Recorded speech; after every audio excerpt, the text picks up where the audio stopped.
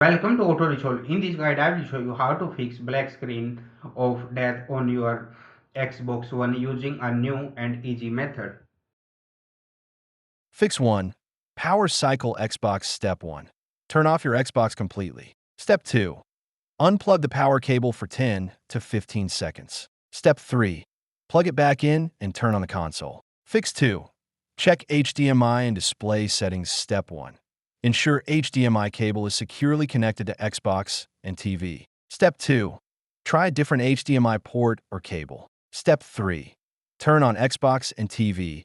Make sure TV is set to correct input. Fix 3. Boot into low resolution mode. Step 1. Turn off Xbox. Step 2. Press and hold power plus eject or just power on Xbox Series X/S until you hear a second beep. Step 3. Select low resolution mode and adjust display settings. Fix 4. Offline system update. OSU. Step 1. Download the Xbox Offline System Update file to a USB drive from Xbox website. Step 2. Plug USB into Xbox. Boot into Troubleshoot Offline System Update. Step 3.